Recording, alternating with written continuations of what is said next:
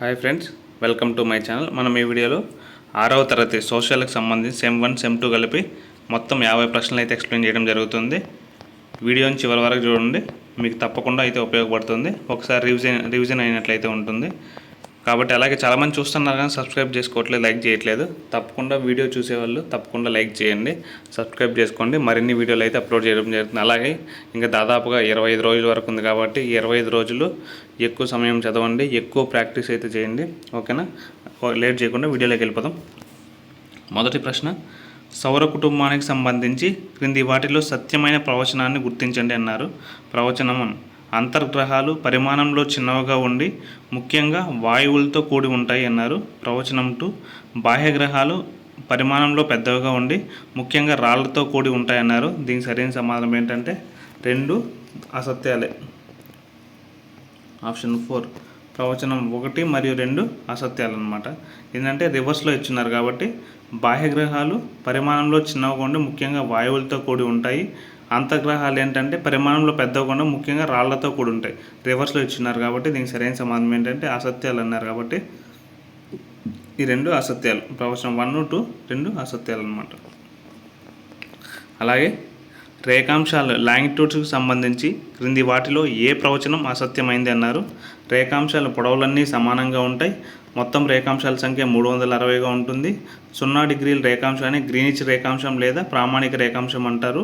అక్షాంశం వలె రేఖాంశాలన్నీ ఒకదానికొకటి ఎల్లప్పుడూ సమాంతరంగా ఉంటాయన్నారు. చూద్దాం, దీనికి సరైన సమాధానం ఏంటంటే అసత్యమైంది. రేఖాంశాల పొడవులన్నీ సమానంగా ఉంటాయి, ఇది కరెక్టే. అలాగే మొత్తం రేఖాంశాలు 360 ఉంటాయి. 0 డిగ్రీల రేఖాంశాన్ని గ్రీనిచ్ రేఖాంశం లేదా ప్రామాణిక రేఖాంశం అయితే అంటారు, ఇది కరెక్టే. ఇది మాత్రం తప్పు, అసత్యమైంది అనమాట. ఆప్షన్ 4 అయితే దీనికి సరైన సమాధానం అయితే అవుతుంది.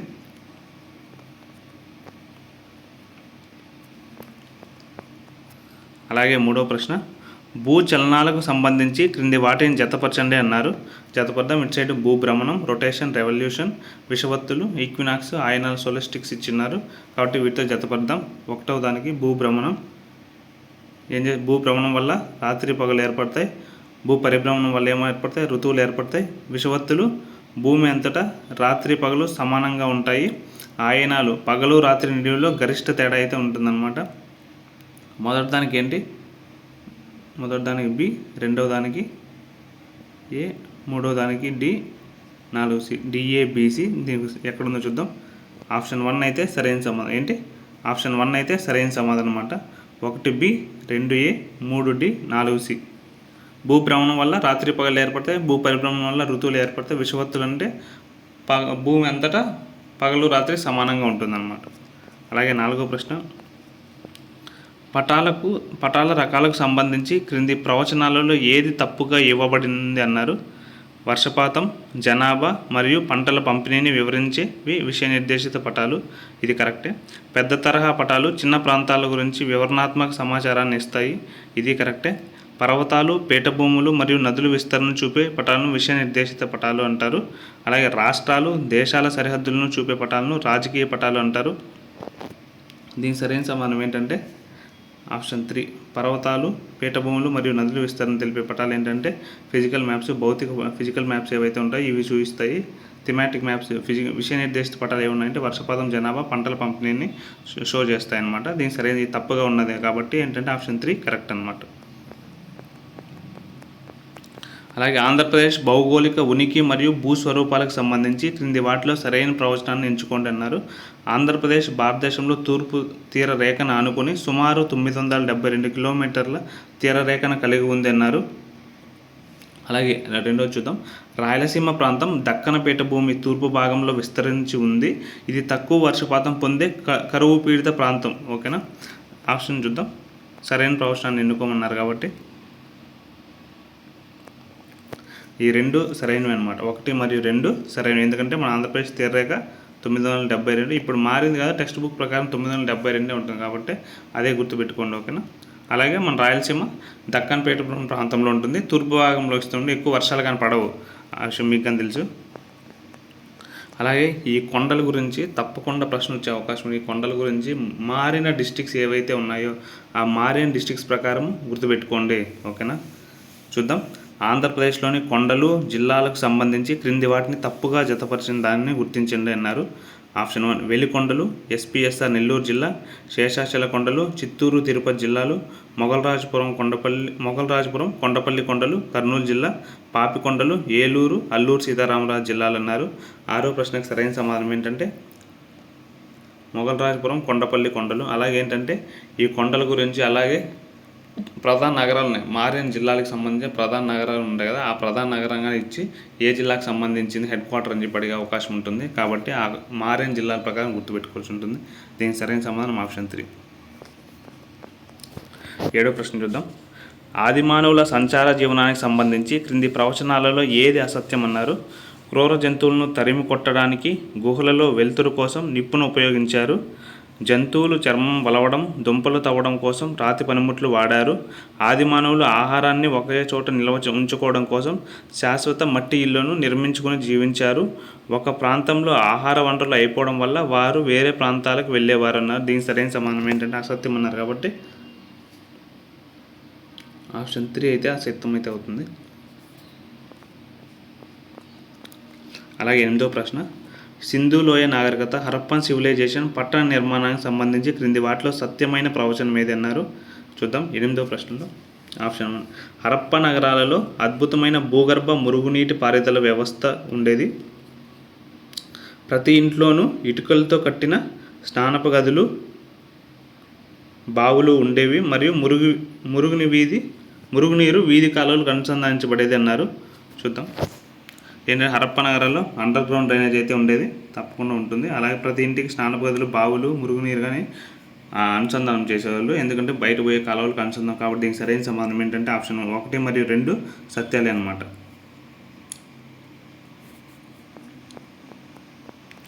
అలాగే 9వ ప్రశ్న. భూమి ఆకారాన్ని జియోయిడ్ అని పిలవడానికి గల ప్రధాన కారణం ఏమిటి అన్నారు. భూమి ధృవాల వద్ద కొద్దిగా నొక్కబడి భూమధ్య రేఖ వద్ద ఉబ్బెత్తుగా ఉండడం వల్ల, భూమిపై 71% నీరు ఆవరించి ఉండడం వల్ల, భూమి పూర్తిగా పరిపూర్ణమైన బంతి గోళం ఆకారంలో ఉండడం వల్ల, భూమి సూర్యుని చుట్టూ వృత్తాకార కక్షలో తిరగడం వల్ల. దీనికి సరైన సమాధానం ఏంటంటే భూమి ధృవాల వద్ద నొక్కబడి భూమధ్య రేఖ వద్ద ఉబ్బెత్తుగా ఉండడం వల్ల. ఆప్షన్ 1 అయితే సరైన సమాధానం అయితే అవుతుంది. అక్షాంశాలకు సంబంధించి క్రింది వాటిలో అసత్యమైన ప్రవచనాన్ని గుర్తించండి అన్నారు. అక్షాంశాలకు సంబంధించి 0 డిగ్రీల అక్షాంశాన్ని భూమధ్య రేఖ అని పిలుస్తారు. అక్షాంశాల వృత్తాల పొడవు ధృవాల వైపు వెళ్లే కొద్దీ పెరుగుతూ ఉంటుందన్నారు. మొత్తం అక్షాంశాల సంఖ్య భూమధ్య రేఖతో కలిపి 181గా ఉంటుంది. అక్షాంశాలన్నీ ఒకదానితో ఒకటి సమాంతరంగా ఉండే పూర్తి వృత్తాలు అన్నారు. దీనికి అసత్యమైన ప్రవచనం ఏంటంటే ఆప్షన్ 2 అనమాట. అక్షాంశాలు వృత్తాల పొడవు ధృవాల వైపు వెళ్లే కొద్దీ తగ్గుతుంది అన్నమాట, పెరగదు. దీనికి ఆప్షన్ 2 అయితే సరైన సమాధానం అయితే అవుతుంది. అలాగే 11వ ప్రశ్న చూద్దాం. ముఖ్యమైన అక్షాంశాలను వాటి డిగ్రీల విలువలతో గుర్తించండి అన్నారు. ట్రోపిక్ ఆఫ్ క్యాన్సర్ కర్కట రేఖ 23.5 డిగ్రీల ఉత్తర అక్షాంశం, మకర రేఖ 23.5 డిగ్రీల దక్షిణ అక్షాంశం, తర్వాత ఆర్కిటిక్ వలయం 66.5 డిగ్రీల ఉత్తర అక్షాంశం, అలాగే ఆర్కిటిక్ వలయం 66.5 డిగ్రీల దక్షిణ అక్షాంశం అన్నమాట. దీన్ని చూద్దాం. మొదటి దానికి వచ్చి సి, 2 వచ్చి ఏ, 3 వచ్చి బి, 4 వచ్చి డి అన్నమాట. ఎక్కడుందంటే సిఏడిబి గుర్తుపెట్టుకోండి. సిఏడిబి 11వ ప్రశ్న.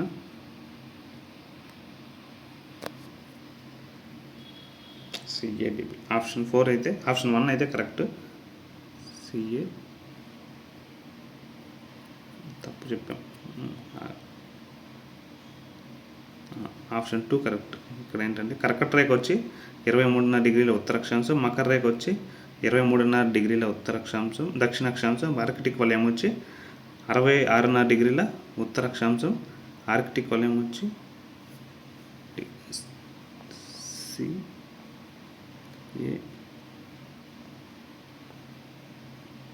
సిఏబిడి. Option 2 correct. 1 కాదు, ఆప్షన్ 2 కరెక్ట్. సిఏబిడి ఆప్షన్ 2 అయితే కరెక్ట్ అని చూసుకోండి. కర్కట రేఖ వచ్చి 23.5 డిగ్రీల ఉత్తర అక్షాంశం, మకర రేఖ వచ్చి 23.5 డిగ్రీల దక్షిణ అక్షాంశం, ఆర్కిటిక్ వలయం వచ్చి 66.5 డిగ్రీల ఉత్తర అక్షాంశం, అంటార్కిటిక్ వలయం వచ్చి 66 డిగ్రీల దక్షిణ అక్షాంశం. కరెక్టే. CABD correct. ఆప్షన్ 2 సరైన సమాధానం అయితే.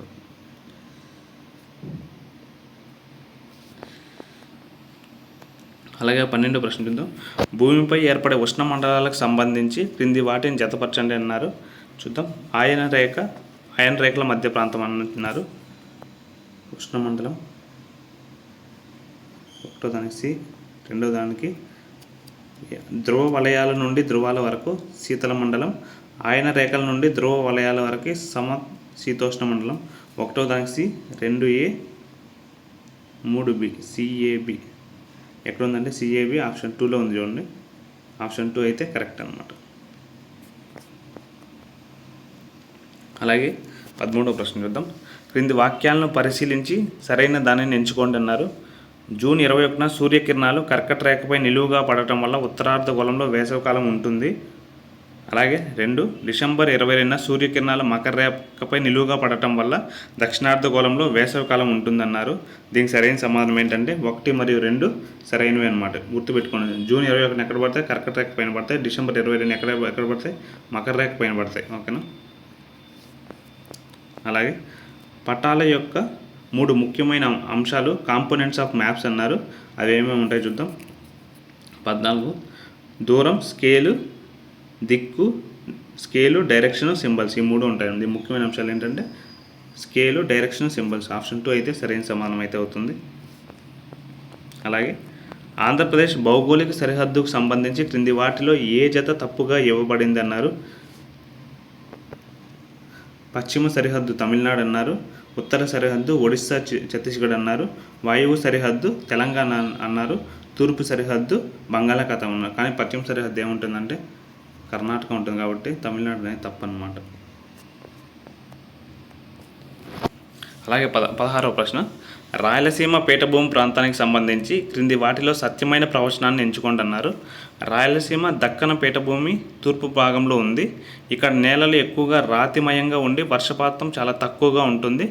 ఈ ప్రాంతంలో ప్రవహించే పెన్నా నది పశ్చిమ కనుమల్లోని నంది కొండల్లో జన్మించి బంగాళాఖాతంలో కలుస్తుంది. దీనికి సరైన సమాధానం ఏంటంటే రాయలసీమ దక్కన పీఠభూమి తూర్పు భాగంలో ఇంతకుముందు క్వశ్చన్లో చూసినాం. ఇక్కడ నేలలు రాతిమయంగానే ఉంటాయి. అలాగే వర్షపాతం కూడా తక్కువగానే పడుతుంది.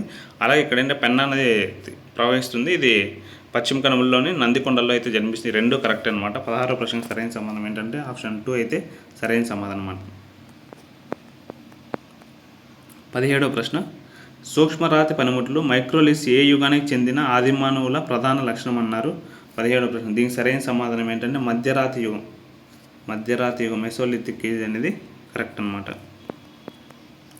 అలాగే ఆదిమానవుల యుగాలు వాటి ముఖ్య పరిణామాలను జతపరచండి అన్నారు. 18వ ప్రశ్న.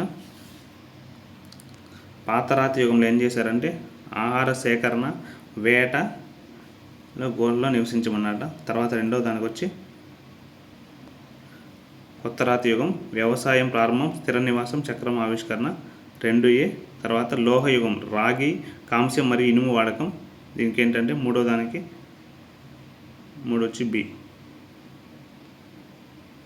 1C, 2A, 3B. దీనికి 1 అయితే సరైన సమాధానం. ఆప్షన్ 1 అయితే సరైన సమాధానం అయితే అవుతుంది.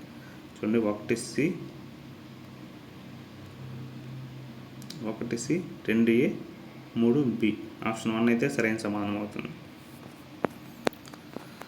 అలాగే సింధు ప్రజలు అంతర్జాతీయ వ్యాపారానికి కేంద్రంగా నిలిచిన లోతాల్ ఓడరేవు ప్రస్తుతం ఏ రాష్ట్రంలో ఉందన్నారు.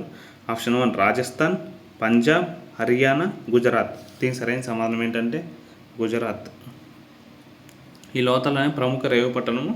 ఆ కాలంలో ఏంటంటే కొన్ని దేశాలతో రోము, ఇరాన్, ఈజిప్ట్ ఇలాంటి దేశాలతో వీళ్ళు ఏం చేసేవాళ్ళంటే వ్యాపారాలు అయితే చేసేవాళ్ళు. అలాగే మీకు క్వశ్చన్ కాళీబంగన్ అంటే అర్థం చెప్తారా? కాళీబంగన్ అంటే మీకు తెలిస్తే కామెంట్ చేయండి. అలాగే ఇక్కడ ఏంటంటే ఈ చాప్టర్లో ఈ సివిలైజేషన్ మెసొపోటేమియా, అలాగే ఈజిప్ట్, తర్వాత చైనాకి సంబంధించిన నాగరికతకు సంబంధించి ఒక టేబుల్ ఉంటుంది. ఈ టేబుల్ తప్పకుండా ప్రశ్న వచ్చే అవకాశం ఉంది కాబట్టి ఈ టేబుల్ని జాగ్రత్తగా చదువుకోవాల్సి ఉంటుంది. ఈ చాప్టర్లో ప్రతి ప్రశ్న చాలా చాలా ఇంపార్టెంట్. ప్రతి లైన్ చదవాల్సి ఉంటుంది ఈ చాప్టర్లో. ఓకేనా. నెక్స్ట్ క్వశ్చన్కి వెళ్ళిపోదాం. సింధు ప్రజల మత విశ్వాసాలు మరియు పూజలకు సంబంధించి క్రింది వాటిలో సత్యమైన ప్రవచనం ఏది అన్నారు. పశుపతి శివుని ప్రాచీన రూపం మరియు అమ్మతల్లిని పూజించారు. జంతువులలో వృషభాన్ని పురుష ఎద్దు, పక్షుల్లో పావురాన్ని మరియు రావి చెట్టును పవిత్రంగా పూజించారన్నారు. దీనికి సరైన సమాధానం ఏంటంటే 1 మరియు 2 సత్యమే అన్నమాట. 2 సత్యాలు. 21. ఋగ్వేదం, ఋగ్వేదం, సామవేదం, యజుర్వేదం, అథర్వణ వేదం. దీనికి మ్యాచ్ చేయాల్సి ఉంటుంది. చూద్దాం, జాగ్రత్త చూడండి.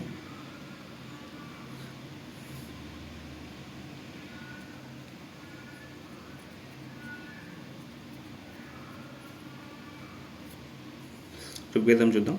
ప్రపంచంలో అత్యంత ప్రాచీనమైన శ్లోకాల సంకలనం ఏంటి? ఒకటో దానికి వచ్చేసి 2 వచ్చి భారతీయ సంగీతానికి మూలమైన గానం, 2 వచ్చి డి, 3 వచ్చి యజ్ఞయాగాలు చేసేటప్పుడు పాటించవలసిన ప్రతుల గురించి తెలిపేది ఏ దేంట్లో ఉంటాయంటే యజుర్వేదంలో ఉంటాయి. అలాగే మంత్రాలు, తంత్రాలు, జానపద నమ్మకాలు మరియు ఆయుర్వేదానికి సంబంధించి బి అనమాట. ఒకటో దానికి చూడండి, 1 సి, 2 డి, 3 ఏ, 4 బి. ఈ మ్యాచింగ్ వచ్చినప్పుడు చాలా జాగ్రత్తగా ఉండాలి, కన్ఫ్యూజ్ అవుతూ ఉంటాము. 1 సి, 2 డి, 3 ఏ, 4 బి. దీనికి సరైన సమాధానం ఏంటంటే ఆప్షన్ డి అన్నమాట. సరే, ఆప్షన్ 2 సరైన సమాధానం ఏంటి? ఆప్షన్ 2.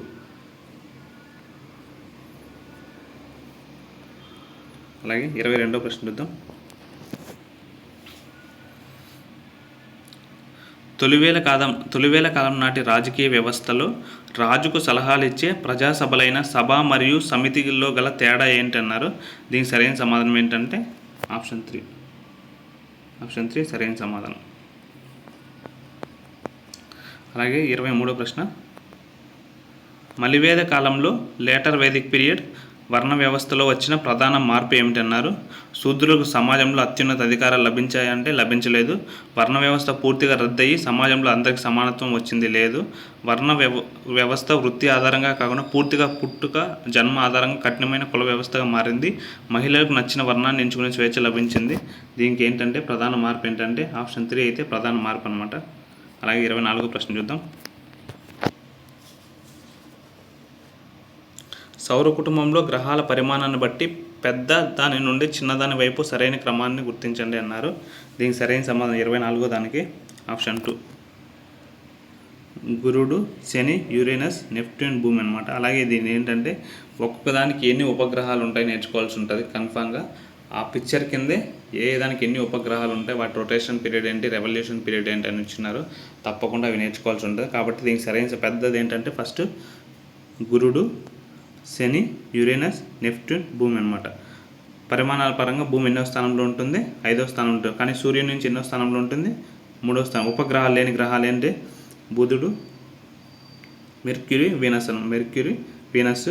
అలాగే ఎర్త్ ట్విన్ అని ఏమంటారు? మెర్క్యూరీ, వీనస్ని ఎర్త్ ట్విన్ అంటారు కదా. కాబట్టి ఇవి గుర్తుపెట్టుకోవాలి. ఇక్కడే ఉంది క్వశ్చన్. శుక్రగ్రహాన్ని భూమి యొక్క కవల గ్రహం అని పిలవడానికి కారణం ఏమిటి అన్నారు? చూద్దాం. దీనిపై కూడా భూమి వలె జీవులకు అనుకూల వాతావరణం ఉండటం వల్ల, దీనికి కూడా భూమి వలె ఒక పెద్ద ఉపగ్రహం ఉండటం వల్ల, ఇది కూడా భూమి వలె పశ్చిమం నుండి తూర్పుకు తిరగడం వల్ల, దీని పరిమాణం, ఆకారం దాదాపు భూమిని పోలి ఉండడం వల్ల అన్నారు. దీనికి సరైన సమాధానం ఏంటంటే 25వ ప్రశ్నకి ఆప్షన్ 4 అయితే సరైన సమాధానం అన్నమాట. ఏంటి? దీని పరిమాణం, ఆకారం దాదాపు భూమిని పోలడం ఉండడం వల్ల దీనికి ఏమంటే ఎర్త్ ట్విన్ అని పిలుస్తారు అనమాట. అలాగే 26వ ప్రశ్న. దక్షిణయానం ఏ రోజున ప్రారంభమవుతుందన్నారు? దీనికి సరైన సమాధానం ఏంటంటే ఆప్షన్ 1 అనమాట. జూన్ 21న దక్షిణయానం అయితే ప్రారంభమవుతుంది. అలాగే 27వ ప్రశ్న. ఆంధ్రప్రదేశ్ గుండా ప్రవహించే నదులు, వాటి జన్మస్థానాలకు సంబంధించి క్రింది వాటిలో ఏది తప్పుగా జతపరచబడింది అన్నారు? 27వ ప్రశ్న. దీన్ని చూద్దాం. పెన్నా నది నందికొండలు కర్ణాటక, గోదావరి నది అమరకంట కొండలు, వంశధార తూర్పు కనుమలు ఒడిస్సా, కృష్ణా నది మహాబలేశ్వర్ మహారాష్ట్ర. దీనికి సరైన సమాధానం ఏంటంటే తప్పుగా జతపరచబడింది ఏంటంటే 27(2).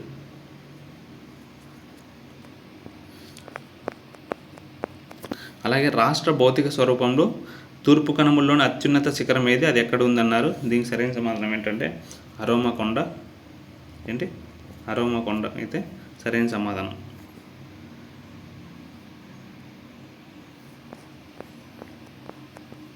అలాగే 29వ ప్రశ్న. ఆదిమానవుల చిత్రకళకు సంబంధించి క్రింది వాటిలో సత్యమైన ప్రవచనాన్ని గుర్తించండి అన్నారు. వారు గుహల గోడలపై ఎక్కువగా జంతువులు వేటాడే దృశ్యాలను చిత్రించారన్నారు. అలాగే ప్రవచనం 2. రంగుల కోసం వారు మొక్కల రసాలు మరియు రంగురాళ్ళ పొడిని ఉపయోగించారు. 29వ ప్రశ్న చూద్దాం. ఇక్కడ ఏంటంటే దీనికి సరైన సమాధానం 29వ ప్రశ్నకి ఆప్షన్ 2 అయితే 1 మాత్రమే సత్యం అన్నమాట. ఎందుకంటే వాళ్ళు రంగుల కోసం ఏం చేస్తారు, రంగురాళ్ళ పొడిని మరియు జంతువుల కొవ్వుని కలిపి ఈ వాటితో వేసేవారు అనమాట. అలాగే దీనికి ఏంటంటే ఆప్షన్ 2 ఒకటి మాత్రమే సత్యం అనమాట. 30వ ప్రశ్న చూద్దాం. క్రింది వాటిని జతపరిచి సరైన సమాధానం ఎన్నుకోండి అన్నారు. 30వ ప్రశ్న, ఉపనిషత్తులు అంటే అర్థం ఏంటంటే వచ్చి చేరువుగా కూర్చోవడం అని అర్థం. అలాగే దిగానికాయ, సుత్తా పీఠికలో 5 నికాయాల్లో మొదటి బౌద్ధ గ్రంథం దిగానికాయ. మధ్యమనికాయ అంటే సుత్తా పీఠికలోని రెండవ బౌద్ధ గ్రంథం అనమాట. ఒకటో దానికి 3, 1, 2, 3. దీనికి సరైన సమాధానం ఏంటంటే 3, 1, 2.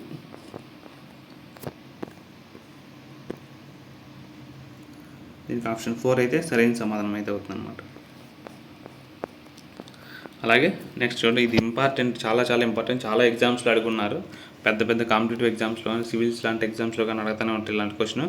భారత రాజ్యాంగ పీఠికకు సంబంధించి క్రింది పదాల సరైన క్రమాన్ని గుర్తించండి అన్నారు. రాజ్యాంగంలో భారతదేశాన్ని ఎలా ప్రకటించుకున్నామని చెప్పి దీనికి సరైన సమాధానం ఏంటంటే 31వ ప్రశ్నకు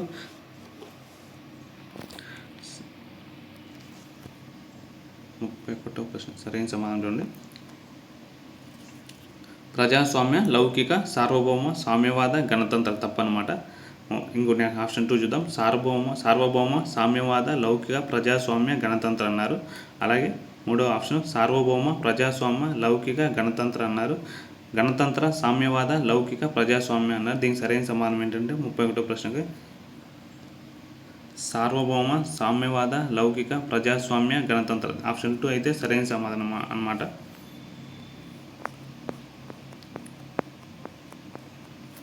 అలాగే 31 కొద్దిగా డౌట్గా ఉంది. ఒకసారి మీకు తెలిసిన కామెంట్ చేయండి, మళ్ళీ చెక్ చేసుకుంటాను. ఆప్షన్ తప్పు ఉంది అనుకుంటాను. సామ్యవాద, లౌకిక, ప్రజాస్వామ్య, గణతంత్ర అని ఉండాలి. 32 చూద్దాం. సమాజంలో అసమానతలు మరియు వివక్షకు సంబంధించి క్రింది ప్రకటనలను పరిశీలించండి అన్నారు. మనం గమనించే శారీరక, భాషాపరమైన వ్యత్యాసాలను వైవిధ్యం అంటారు. ఇది భౌగోళిక, చారిత్రక అంశాల వల్ల ఏర్పడుతుంది. అలాగే 2, ప్రజలు తమ ముందస్తు అంచనాలు లేదా పక్షపాత వైఖరి ఆధారంగా ఇతరులను తక్కువ చూస్తూ ప్రవర్తించినప్పుడు వివక్ష జరుగుతుంది. అలాగే 3, ఇతరులను ఎల్లప్పుడూ ప్రతికూల కోణంలో చూడటమే పక్షపాత వైఖరి అన్నారు. దీనికి సరైన సమాధానం 32వ దానికి 3 కరెక్ట్ అనమాట. 1, 2 మరియు 3 సరైనవి అనమాట. 1, 2, 3 సరైనవి అనమాట. అలాగే 33వ ప్రశ్న, మహాజనపదాల కాలం నాటి ప్రత్యేక మట్టి పాత్రల శైలిని ఏమని పిలుస్తారన్నారు. ఎరుపు రంగు కుండలు, నల్లటి బృన్మయ పాత్రలు, పెయింటెడ్ గ్రేవేర్, రూల్డ్ క్లే కుండలు అన్నారు. దీనికి సరైన సమాధానం ఏంటంటే 33వ ప్రశ్నకి పెయింటెడ్ గ్రేవర్ అనమాట. పెయింటెడ్ గ్రేవర్ అయితే సరైన సమాధానం అవుతుంది. అలాగే సిక్కు మతంకి సంబంధించి క్రింది ప్రకటనలో సరికానిది ఏదన్నారు. సిక్కు అనే పదానికి విద్యార్థి లేదా శిష్యుడు, డిసిప్లిన్ అని అర్థం. పంజాబ్లోని అమృత్సర్లో గల స్వర్ణ దేవాలయం సిక్కుల అత్యంత పవిత్ర పుణ్యక్షేత్రం. సిక్కుల దేవాలయాన్ని గురుద్వారా అని పిలుస్తారు. అలాగే సిక్కు మతాన్ని గురు గోవింద్ సింగ్ స్థాపించారు మరియు వారి పవిత్ర గ్రంథం భగవద్గీత అన్నారు. 34వ ప్రశ్నకి సరికానిది ఏంటంటే ఆప్షన్ 4 అయితే సరికానిది అనమాట. ఎందుకంటే గురునానక్ స్థాపిస్తారు. అలాగే 35వ ప్రశ్న, క్రైస్తవ మతం మరియు ఇస్లాం మతాల ప్రాథమిక సూత్రాలకు సంబంధించి క్రింది ప్రకటనలను పరిశీలించండి అన్నారు. క్రైస్తవ మతం యొక్క పవిత్ర గ్రంథం బైబిల్ మానవులందరూ దేవుని బిడ్డలని మరియు పొరుగువారిని ప్రేమించాలని ఇది బోధిస్తుంది. అలాగే ఇస్లాం మతం యొక్క పవిత్ర గ్రంథం ఖురాన్ దేవుడు అల్లా ఒక్కడేనని, ఆయనకు రూపం లేదని మరియు విగ్రహారాధన సరికానిదని మహమ్మద్ ప్రవక్త బోధించారు. అలాగే 3, ముస్లింల అత్యంత పవిత్ర గ్రంథం, పవిత్ర నగరం సౌదీ అరేబియాలోని మక్కా. ఇక్కడే ప్రసిద్ధ కాబా భవనం కూడా ఉంటుంది. దీనికి సరైన సమాధానం చూద్దాం. పైవన్నీ సరైనవి అన్నమాట. 1, 2 మరియు 3 సరైనవి అన్నమాట. అలాగే జైన మత సిద్ధాంతాలకు సంబంధించి క్రింది జతలలో ఏది సరైనది కాదు అన్నారు. మహావీరుడు ప్రవచించిన పంచవ్రతాలు ఉన్నాయి కదా, ఆ పంచవ్రతాలకు సంబంధించి 36వ ప్రశ్న, అహింస, ఏ జీవికి హాని చేయకపోవడం, సత్యం, నిజాయితీగా ఉండడం, అస్థేయం, దొంగతనం చేయకపోవడం, అపరిగ్రహం, బ్రహ్మచర్యాన్ని పాటించడం. దీంట్లో తప్పుగా ఉన్నది ఏంటంటే 36వ ప్రశ్న ఒకటి మాత్రమే సరైన జత కాదనమాట. ఏంటి ఒకటి మాత్రమే సరైన జత కాదు అంటే ఏంటంటే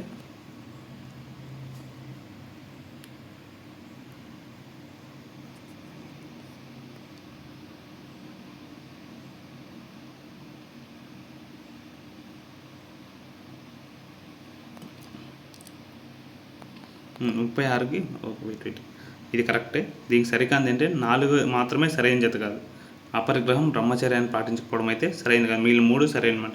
అహింస, ఏ జీవికి హాని చేయకపోవడం కరెక్టే. సత్యం, నిజాయితీగా ఉండడం కరెక్టే. అస్తేయం, దొంగతనం చేయకపోవడం అపరిగ్రహం అనేది తప్పు అనమాట. కాబట్టి దీనికి సరైన సమాధానం ఏంటంటే తప్పుగా ఉన్నది కాబట్టి సరిగానిది అన్నాడు కాబట్టి ఆప్షన్ 1 అయితే సరైనది అవుతుంది, సరికాంది అయితే అవుతుంది. అలాగే 37వ ప్రశ్న,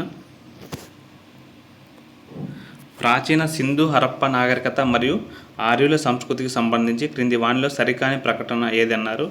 ఆర్యులు సంస్కృతిలో స్వస్తిక్ గుర్తును కూడా పూజించేవారు. ఆర్యులు కాలంలో వేదాలు ఒక తరం నుండి మరొక తరానికి మౌఖిక సంప్రదాయం ద్వారా అందించబడ్డాయన్నారు. హరప్ప ప్రజల తవ్వకాల్లో పశుపతి ముద్రిక లభించింది అన్నారు. అలాగే హరప్ప ప్రజలు ఇంద్రుడు, వరుణ్ణి పూజించగా ఆర్యులు కేవలం పశుపతిని మాత్రమే పూజించారన్నారు.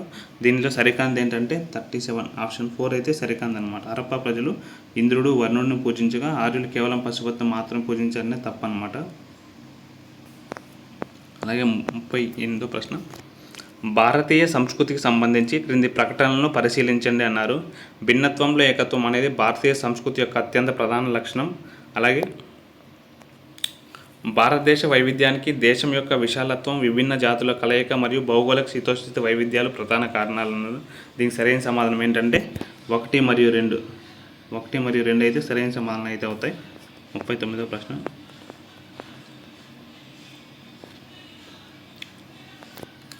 మున్సిపాలిటీ వార్డు సభ్యులను కౌన్సిలర్లు అని పిలుస్తారు. మున్సిపల్ కార్పొరేషన్ వార్డు సభ్యులను కార్పొరేటర్లు అని పిలుస్తారు. మున్సిపల్ కార్పొరేషన్ అధ్యక్షుడిని మేయర్ అని పిలుస్తారు. పై ప్రకటనలో ఏవి సరైనవి అన్నారు? పై ప్రకటనలో సరైనవి ఏంటంటే 1, 2, 3 సరైనవి అనమాట. 3 కరెక్టే అనమాట. మున్సిపల్ వార్డు సభ్యులను కౌన్సిలర్లు, మున్సిపల్ కార్పొరేషన్ వార్డు సభ్యులను కార్పొరేటర్లు, మున్సిపల్ కార్పొరేషన్ అధ్యక్షుడిని మేయర్ అంటారు అనమాట. అలాగే 40వ ప్రశ్న, ఆంధ్రప్రదేశ్లోని అత్యంత పురాతనమైన పురపాలక సంఘం ఏది? ఓల్డెస్ట్ మున్సిపాలిటీ ఏదన్నారు? ఇది ఏంటంటే దీనికి సరైన సమాధానం భీమునిపట్నం. ఇది ఎప్పుడంటే 1861లో స్థాపిస్తారు. 2011 నాటికి ఎన్ని సంవత్సరాలు అంటే 150 సంవత్సరాలు అయితే కంప్లీట్ చేసుకుంటుంది అన్నమాట.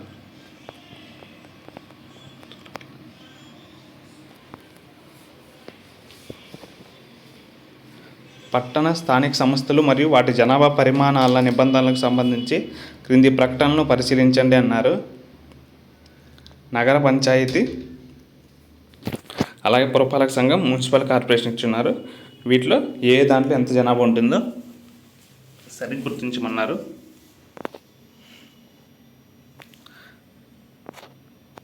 నగర పంచాయతీ జనాభా 20,000 నుంచి 40,000 వరకు ఉంటుంది. కరెక్ట్ ఇది. నగర పంచాయతీలు ఎంత 20,000 నుంచి 40,000 వరకు ఉంటుంది. పురపాలక మున్సిపల్ కౌన్సిల్లో 40,000 నుంచి 3 లక్షల వరకు ఉంటుంది. మున్సిపల్ కార్పొరేషన్లో 3 లక్షల కంటే ఎక్కువ జనాభా ఉంటుంది. కాబట్టి పై 3 కరెక్ట్ అనమాట. 1, 2, 3 3 కరెక్ట్. ఏవి సరైన అంటే 1, 2, 3 3 1, 2, 3 కరెక్ట్ అనమాట.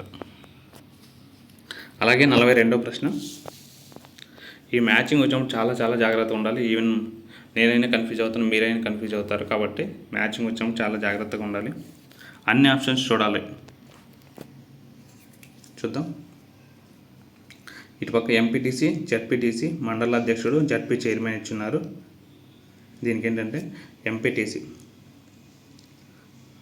మండల పరిషత్ ప్రాదేశిక నియోజకవర్గ సభ్యుడు, అలాగే జడ్పీటీసీ జిల్లా పరిషత్ ప్రాదేశిక నియోజకవర్గ సభ్యుడు అయితే అవుతాడు. అలాగే మండల అధ్యక్షుడు ఎంపీటీసీ సభ్యులచే పరోక్షంగా ఎన్నికైన వ్యక్తి. అలాగే జడ్పీ చైర్మన్ జడ్పీటీసీ సభ్యులచే పరోక్షంగా ఎన్నికైన వ్యక్తి అయితే అవుతారనమాట. అలాగే ఏంటంటే మొదటి దానికి చూద్దాం. ఒకటో దానికి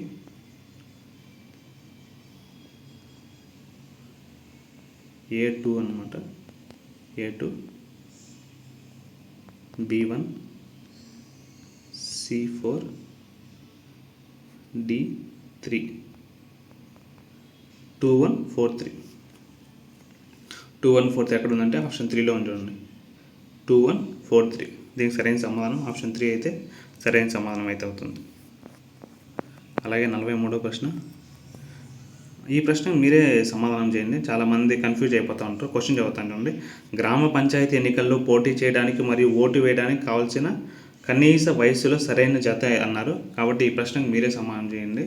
చాలామంది కన్ఫ్యూజ్ అవుతూ ఉంటారు దీంట్లో. కాబట్టి అందుకోసం అని చెప్పి నేను ఆన్సర్ చెప్పేస్తాను. కామెంట్ చేసిలో చెప్తాను నేను. కానీ మీరైతే ఆన్సర్ అయితే చేయండి. ఓకేనా? కామెంట్లో చేయండి. నేను కరెక్ట్ ఆన్సర్ కామెంట్లో పిన్ చేసి పెడతాను.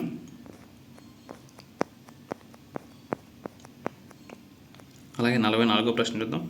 భారతదేశంలో పంచాయతీరాజ్ విధానాన్ని మొట్టమొదటగా అమలు చేసిన రాష్ట్రాల సరైన జత ఏది అన్నారు. దీనికి సరైన సమాధానం ఏంటంటే మొదటి రాష్ట్రం రాజస్థాన్. ఆ తర్వాత ఏ ఇయర్ చూడండి, ఇయర్ 1915. ఆ తర్వాత అదే సంవత్సరంలో అమలు చేసిన రాష్ట్రం ఆంధ్రప్రదేశ్ అన్నమాట. 45వ ప్రశ్న. పార్లమెంటరీ వ్యవస్థ మరియు అధ్యక్ష తరహా వ్యవస్థల మధ్య గల భేదాలకు సంబంధించి క్రింది వాటిని పరిశీలించండి అన్నారు. పార్లమెంటరీ వ్యవస్థలో కార్యనిర్వాహక శాఖ శాసన నిర్మాణ శాఖ నుండి ఏర్పడుతుంది మరియు దానికి బాధ్యత వహిస్తుంది. ఉదాహరణ భారతదేశం, బ్రిటన్ అన్నమాట. 45వ దానికి. తర్వాత నెక్స్ట్ 2 చూద్దాం. అధ్యక్ష తరహా వ్యవస్థలో కార్యనిర్వాహక శాఖ శాసన నిర్మాణ శాఖ నుండి ఏర్పడదు మరియు దానికి బాధ్యత వహించదు అన్నారు. దీనికి ఉదాహరణగా అమెరికా, బ్రెజిల్ ఇచ్చున్నారు. దీనికి సరైన సమాధానం ఏంటంటే 1 మరియు 2 సరైనవి అన్నమాట. ఏంటంటే కార్యనిర్వాహక శాఖ శాసన నిర్మాణ శాఖ నుండి ఏర్పడుతుంది మరియు దానికి బాధ్యత వహిస్తుంది. కన్ఫామ్గా బాధ్యత వహిస్తుంది. అలాగే అధ్యక్ష తరహాలు ఏంటంటే కార్యనిర్వహణ శాఖ శాసన నిర్మాణ శాఖ నుండి ఏర్పడదు మరియు దానికి బాధ్యత వహించదు. కరెక్ట్, 2 కరెక్ట్ అనమాట. ఈ దేశాలు గుర్తుపెట్టిన పార్లమెంటరీ వ్యవస్థ ఏ దేశాల్లో ఉన్నాయి, అధ్యక్ష తరహా వ్యవస్థ ఏ దేశాల్లో ఉన్నాయని. అలాగే 46వ ప్రశ్న. ప్రత్యక్ష ప్రజాస్వామ్యం మరియు పరోక్ష ప్రజాస్వామ్యం సంబంధించి క్రింది ప్రకటనలను పరిశీలించండి అన్నారు. ప్రత్యక్ష ప్రజాస్వామ్యంలో ప్రజలే నేరుగా సమావేశమై నిర్ణయాలు లేదా చట్టాలు చేస్తారు. దీనికి ఉదాహరణ స్విట్జర్లాండ్ అన్నారు. అలాగే రెండోది పరోక్ష ప్రజాస్వామ్యంలో ప్రజలు తమ ప్రతినిధులను ఓటు ద్వారా ఎన్నుకొని వారి ద్వారా పరోక్షంగా చట్టాల నిర్మాణంలో పాల్గొంటారని. దీనికి ఉదాహరణ ఏంటంటే భారతదేశం అన్నారు. అలాగే తక్కువ జనాభా ఉన్న దేశాల్లో ప్రత్యక్ష ప్రజాస్వామ్యం అయితే సాధ్యమవుతుంది. దీనికి సరైన సమాధానం చూద్దాం. దీనికి సరైన సమాధానం 3 కరెక్టే చూడండి. ఆప్షన్ 4 అయితే కరెక్ట్ అన్నమాట. 1, 2, 3 3 కరెక్ట్. ఆప్షన్ 4 అయితే కరెక్ట్ అనమాట. చూసుకోండి, క్వశ్చన్ చూసుకోండి. ప్రత్యక్ష ప్రజాస్వామ్యంలో ప్రజలు నిర్ణయాలు తీసుకుంటారు. దీనికి ఎగ్జాంపుల్ వచ్చి స్విట్జర్లాండ్. పరోక్ష ప్రజాస్వామ్యంలో తమ ప్రతినిధులు ఓటేస్తాం. మన ఇండియాలోనే మన ప్రతినిధులు ఎవరైతే ఎమ్మెల్యేలు ఉంటారో వీళ్ళకి ఓటేస్తాం. వీళ్ళు ఏం చేస్తారు, మనకు ఉన్న ప్రాబ్లమ్స్ అన్ని చట్టసభల్లో పోయి చెప్తారు. కాబట్టి దీనికి ఎగ్జాంపుల్గా భారతదేశం అయితే అవుతుంది. అలాగే నెక్స్ట్ తక్కువ జనాభా దేశాల్లో ప్రత్యక్ష ప్రజాస్వామ్యం సాధ్యమవుతుంది. అలాగే 47వ ప్రశ్న. ప్రభుత్వ భాగాలు మరియు వాటి విధులకు సంబంధించి క్రింది వాణిని జతపరచండి అన్నారు. 47వ ప్రశ్న.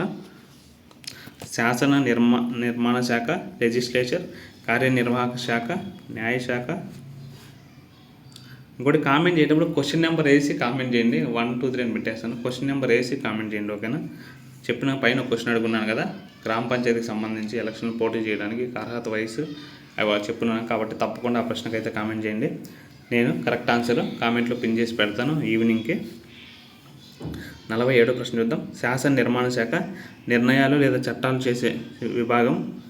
తర్వాత కార్యనిర్వాహక శాఖ చట్టాలు నిర్ణయాలను అమలుపరిచే విభాగం. న్యాయశాఖ చట్టాలను వ్యాఖ్యానించే మరియు న్యాయ వ్యవస్థ అన్నమాట.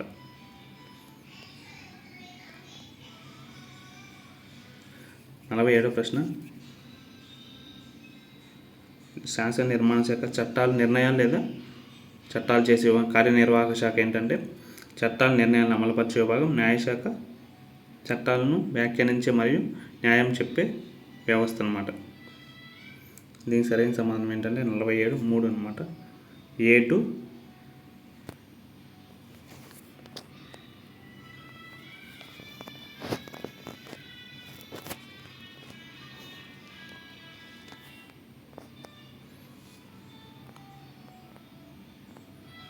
దీనికి సరైన సమాధానం ఏంటంటే 47వ ప్రశ్నకి option 3 A2 B1 A2 B1 B3 C1 అన్నమాట.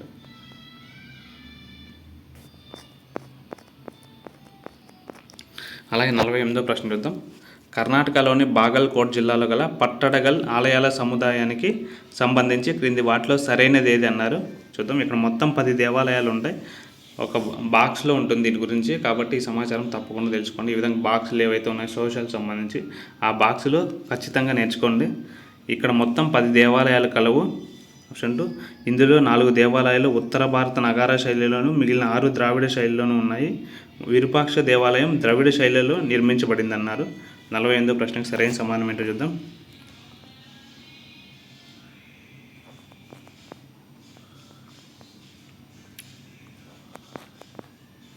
దీనికి సరైన సమాధానం ఏంటంటే 3 కరెక్ట్ అనమాట. 1, 2, 3 కరెక్ట్. ఆప్షన్ 4 అయితే కరెక్ట్ అనమాట. ఎందుకంటే ఇక్కడ 10 దేవాలయాలు అయితే ఉంటాయి. 4 దేవాలయాలు ఉత్తర భారత నగర శైలిలో, మిగిలిన 6 ద్రవిడ శైలిలో ఉంటాయి. విరూపాక్ష దేవాలయం ద్రవిడ శైలిలో నిర్మించబడి ఉంటుందన్నమాట.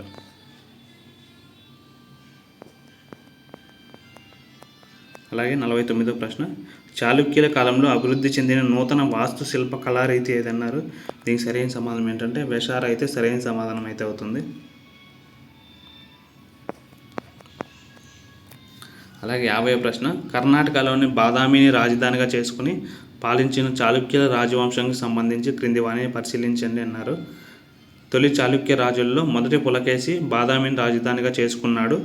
అలాగే రెండవ పులకేశి నర్మదా నదీ తీరాన జరిగిన యుద్ధంలో ఉత్తర భారత చక్రవర్తి హర్షవర్ధనుడిని ఓడించాడు. ఈ విజయాన్ని రవికీర్తి రచించిన ఐహోల్ శాసనంలో పేర్కొనబడింది అన్నారు. దీనికి సరైన సమాధానం ఏమని చూద్దాం. దీనికి సరైన సమాధానం ఆప్షన్ 4 అయితే 1, 2, 3 అయితే సరైన సమాధానం. ఇంకా లాస్ట్ 5 క్వశ్చన్స్, వీటికి మీరే ఆన్సర్ చేయాలి. క్వశ్చన్ చదువుతాను చూడండి. గౌతమిపుత్ర శాతకర్ణికి త్రిసముద్రాధీశ్వర్ అనే బిరుదు రావడానికి గల కారణం ఏంటి? దీనికి ఆప్షన్స్ ఉన్నాయి. ఆప్షన్ చదువుతాను చూడండి. అతను రోమన్ దేశ రాజులతో 3 సముద్రాల మార్గాల ద్వారా శాంతి ఒప్పందాలు చేసుకోవడం వల్ల, అతను 3 సముద్రాలలో పెద్ద ఓడరేవులు నిర్మించి విదేశీయులను పన్నుల ద్వారా నియంత్రించడం వల్ల, అతను దక్షిణ భారతంలో 3 సముద్రాల మధ్య ఉన్న ప్రాంతాన్ని జయించడం వల్ల, శాతవాహనుల నౌకాదళం కేవలం 3 సముద్రాలకే పరిమితం కావడం వల్ల అని అన్నారు. ఈ త్రిసముద్రాధీశ్వర్ అనే బిరుదు ఎవరికి ఉంది? గౌతమిపుత్ర శాతకర్ణికి ఉంది.